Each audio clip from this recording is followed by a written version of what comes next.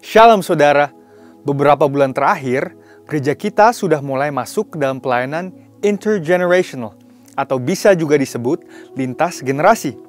Istilah ini mulai muncul pada akhir abad ke-20 ketika penamaan generasi seperti baby boomer lahir untuk mengidentifikasi fenomena banyaknya anak-anak yang lahir pasca Perang Dunia Kedua pada tahun 1945 sampai 1960-an.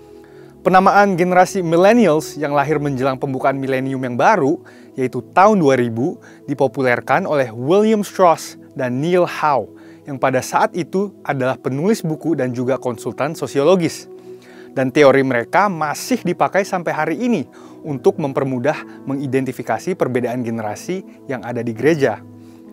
Namun ternyata, perbedaan generasi ini menunjukkan fenomena yang menarik, yaitu kontribusi setiap generasi terhadap gereja berbeda antara satu dengan yang lainnya, dan kebutuhan mereka juga berbeda antara satu generasi dengan yang lainnya. Disinilah letak fungsi utama dari pelayanan lintas generasi. Alih-alih berfokus kepada satu generasi saja, gereja melihat sebuah pelayanan yang mewakili dan membuka interaksi antar generasi di dalam sebuah gereja lokal. Lalu apa dampaknya? Dampaknya adalah bahwa setiap karunia dan panggilan dari masing-masing generasi bisa terwakili dan kebutuhan setiap generasi terjawab. Kita sadar bahwa terkadang menjaga hubungan di antara yang sama generasinya saja sudah susah, apalagi membangun hubungan lintas generasi. Tetapi inilah tantangan gereja zaman sekarang. Jadi, apa yang perlu dibangun dalam sebuah hubungan lintas generasi? Ada 3 area besar yang perlu dibangun menurut David Kinnaman dalam bukunya Faith for Exiles. Yang pertama adalah shared experience. Hubungan itu betul-betul terbentuk ketika 2 orang atau lebih mau berkomitmen untuk meluangkan waktu bersama-sama. Dan walaupun sepertinya mudah, kenyataannya tidak semudah itu. Sebuah pertanyaan sederhana. Apakah kita suka menghabiskan waktu bersama dengan orang-orang percaya lainnya dalam komunitas gereja lokal? Bagaimana dengan orang-orang yang berbeda rentang usia dengan kita? Diskusi dan interaksi yang terjadi antar generasi akan menumbuhkan hubungan yang berkualitas. Yang kedua adalah shared goals. Hubungan lintas generasi tidak terjadi begitu saja. Perlu niat dan tujuan yang jelas dari kedua belah pihak. Apa yang ingin dicapai dari hubungan lintas generasi tersebut? Seperti ketika Elia berjumpa dengan Elisa. Hubungan yang tercipta memiliki tujuan yang jelas, yaitu untuk mewarisi pengalaman, pengurapan, dan panggilan dari Elia kepada Elisa.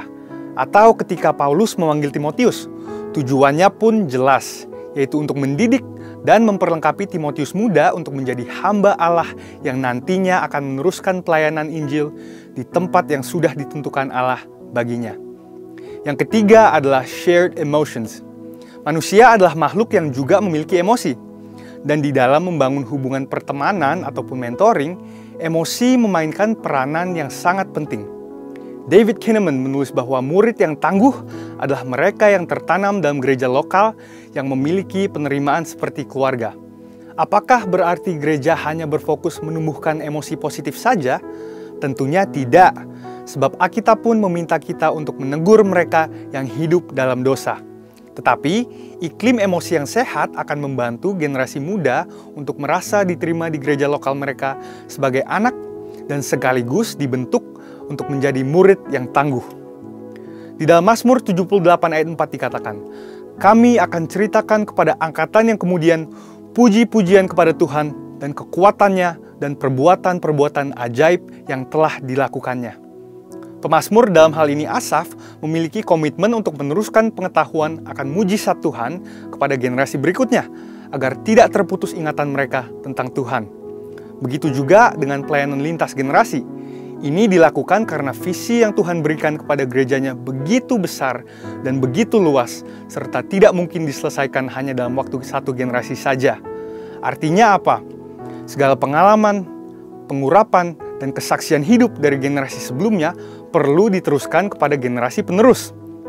Anak-anak muda yang berdiri di atas pengurapan dan pengalaman generasi sebelumnya akan bergerak lebih cepat, lebih tepat, dan lebih diurapi. Kesimpulannya adalah hubungan lintas generasi membutuhkan niat dari kedua belah pihak untuk saling merendahkan hati, mencari kepentingan bersama, dan kehendak Tuhan. Apa yang dibangun untuk diteruskan kepada generasi berikutnya bahkan tidak hanya ketiga hal di atas ini, yakni shared experience, goals, dan emotions, tapi juga shared faith. Seperti yang dialami anak rohani Paulus, yaitu Timotius. 2 Timotius 1 ayat 5 menunjukkan dengan jelas kepada kita bagaimana Timotius menerima warisan iman yang luar biasa dari ibunya dan neneknya sendiri. Sebab aku teringat akan imanmu yang tulus ikhlas, yaitu iman yang pertama-tama hidup di dalam nenekmu Lois dan di dalam ibumu Yunike, dan yang aku yakin hidup juga di dalam dirimu. Gereja yang membangun budaya lintas generasi memahami bahwa kehendak Tuhan untuk zaman ini berarti kehendak Tuhan untuk setiap generasi yang ada sekarang. Untuk itu, membangun jembatan yang menghubungkan lintas generasi perlu dibangun agar suara Roh Kudus bisa secara tepat direalisasikan kepada setiap generasi yang ada di gereja dan di luar gereja hari ini. Saudara, untuk penjelasan lengkapnya dari tim teologi kami, silahkan klik link yang ada di atas atau scan QR Code yang tersedia. Tuhan Yesus memberkati.